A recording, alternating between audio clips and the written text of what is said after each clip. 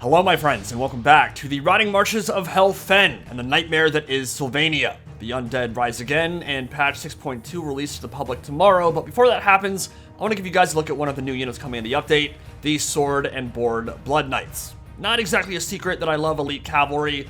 The ability to pick and choose when and where to fight is just such an extremely powerful tool in a unit's arsenal, and when they don't really need help or support, well, it's all the better. Did an in-depth lore video for Blood Knights and Vampiric Knightly Orders 7 years ago, where we went into the Civil War in Lamia, the diaspora, the different bloodlines across the planet, Aberrash's quest to rid himself of the Red Thirst, and ultimately the founding of Blood Keep and the Blood Dragon Order in the Grey Mountains near Karak Asgaras, if you remember that map from Vermintide. But yeah, Blood Knights are one of my favorite units. They're incredibly cool. You take an honorable but perhaps slightly arrogant knight, defeat him, give him the Blood Kiss, corrupt him, turn him into a vampire, and kind of just see what's left with them when all is said and done. Some will try and fight the Red Thirst, others will embrace it, all will eventually succumb to it, but how different warriors deal with their own corruption is kind of a window into that character's soul. Many use their newfound powers and turn into abject monsters, so you've got the knightly prowess of a Bretonnian or Imperial champion who truly embraces the animal within, gorging themselves on the weak and innocent, eating all those poopy peasants, and then others like Aberrash quest their entire undead lives trying to slake that thirst only on those worthy of their blade, or attempt to cure it permanently. Various different theories on how exactly one can make that happen. In Warhammer 3, the new Sword and Shield Blood Knights are about 100 gold and 50 or so upkeep less than their Lance counterparts in campaign, 1600 gold compared to 1700 in multiplayer, and they trade that bonus versus large for more sustain in a melee grind and a hefty 16 bonus versus infantry. So where the original Blood Knights are meant for anti-cav or monster hunting, with a more impactful hammer and anvil at 72 charge bonus, these new Sword and Board are built to stick in the thick of it, serving as either the hammer or the anvil. It's a unit archetype that isn't super common in this trilogy, with Chaos Knights probably being the closest example, but these are essentially hyper-elite katana cavalry from Shogun 2. All of the infantry killing potential there, with a bunch of added benefits. Stat line is pretty ridiculous. 62 melee attack versus infantry, that's 46 base with frenzy and 16 bonus versus infantry. High melee defense of 54. 110 armor, flag of blood keep, missile resist, and the 30% missile block chance shield makes them very resilient against missile fire when not in melee. And they still have really good charge of 53, so they still function as the hammer more than fine while performing as a much better anvil. Big thing to note, of course, is the hunger and general access to healing they have on the Vampire Counts roster. They are going to feel immovable unless focused down by significant armor-piercing values, which is really cool. It's a less micro-intensive unit that can be used as a frontliner that still rewards strong micro and positioning if you want to take it to that next level. And of course, in campaign, you have a lot of ways to amplify their effectiveness even further. Turning Knightly Orders for +5 attack and defense, Delusions of Grandeur for upkeep reduction, Dread Knight's Veteran upgrade for 8% ward save and even better stats. We don't have a true legendary lore that just hyper buffs Blood Knights into the stratosphere yet, in the way that Wallach Harkin, Grandmaster of the Order, would, but Vlad already supercharges veterancy map-wide and makes it super easy to get them to gold chevrons, so that has a big impact in and of itself, and at that point, they can basically just grind it out with halberds frontally and not really care. Just in general now, you have more choices from the Raised Dead pool and Tier 5 Vampire Keep buildings once you start building them in Tempelhof and Drakenhof, Lance for the cav and monster killing, Sword and Board for the fight in the center, and then certainly a much more effective unit in sieges as well, where it's a lot harder to get a clean charge off, and that bonus versus infantry should help grind through the city streets. From a general campaign perspective, it's not advised to stack like 18 Blood Knights in a single army, just because it's a massive fun sink and kind of overkill. You're going to be able to win battles much more easily, or just as easily without all those elites in one stack. And the doomstack meta isn't as much of a thing anymore. Typically you want more army coverage with maybe a few elites, some mid-tier stuff, and then some fodder mixed in with some stacks of pure zombie or skellies to maybe make some bigger raised dead pools. But a Blood Knight doomstack would be even more viable and entertaining now, with like maybe 8 of each. You could probably cause some serious havoc, and I'll be giving you all a taste of that today in campaign. Not a pure doomstack, but certainly a lot of Blood Knights in this army, and they're a really fun unit to try in land battle or in sieges. I've been very impressed with their performance so far. Alright, so we're going up against the World Walkers. They just took Altdorf on about turn 50 or so. It's not a particularly powerful stack here. There are 3 armies, but the garrison is beat up already because they just fought over the city. There are more impressive armies coming over the horizon from Wulfric, but he's kind of coming over from like Bretonnia side of things, so he's not going to be here in time. And I just want to get a battle in to show what these Blood Knights are capable of doing. So even though, sure, beating up on Berserkers and Marauders isn't like the most impressive thing, it'll still be fun. And there's a lot for them to kill here for sure. Y'all just saw the stats. Blood Knights with gold chevrons under Vlad are quite a fearsome unit. 68 melee attack, and that's before the bonus infantry starts kicking in. Frenzy is active, obviously, so weapon strength is approaching 100. It's at 84 right now. We're not really going to use the infantry a whole lot in this battle. In fact, we might keep them out of the fight entirely. I just want the Blood Knights to rack up a bunch of kills here. So we'll put pressure on the Norskin left flank right now with 3 sword and board out on that side. Summon some zombies in the back line to tie down the Marauder Hunters with javelins. Maybe get a little cheeky pendulum in there too. Not going to use magic a whole lot here. Probably save that for Invocation of Heck if needed. But for the most part, like, yeah, I could send Vlad in right now and just win up the entire army. That'd be kind of boring.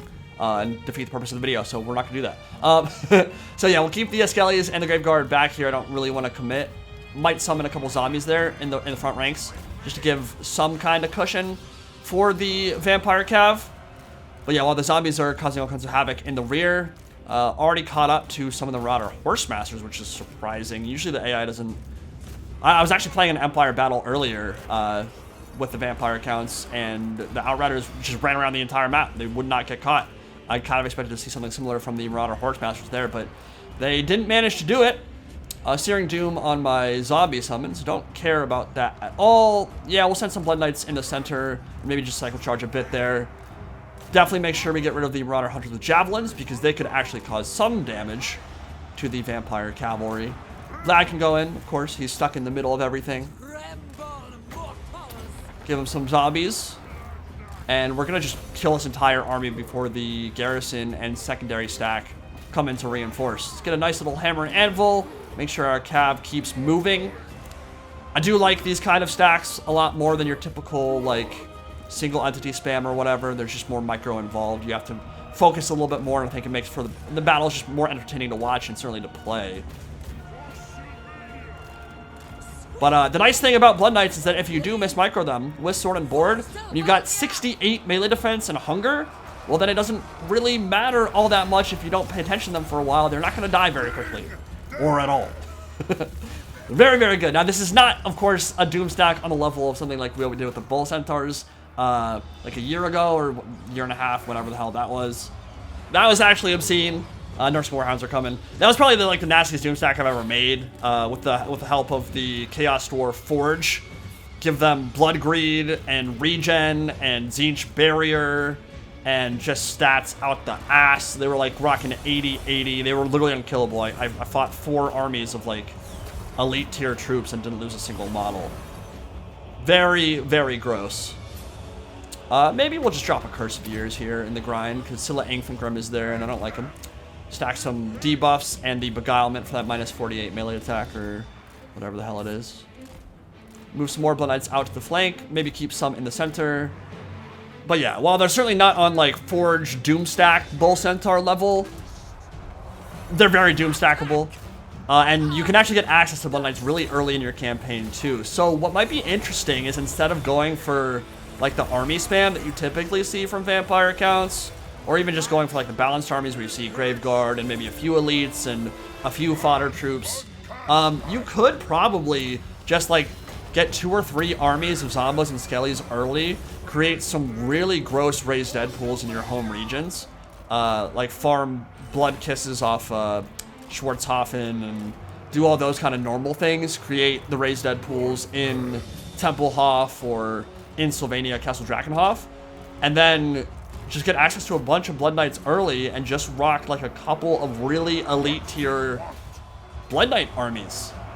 Kind of cosplay as Wallach Harkonnen. If you really wanted, you could maybe go to the Grey Mountains and capture Karak Asgaraz. I don't think actually, yeah, Bloodkeep's not on the map right now, which is unfortunate. I hope that changes at some point. I hope we get Bloodlines in general. I'm not sure exactly what the cap is from a single raised dead pool on Blood Knights. I've seen And at like a max raised Deadpool landmark, you can get like 10 Blood Knights from a single spot, I think. So presumably on this patch, I haven't tried it, you'd be able to get 10 Sword and Board and 10 regular Blood Knights, which of course would then immediately allow you to recruit a full-on doom stack of troops.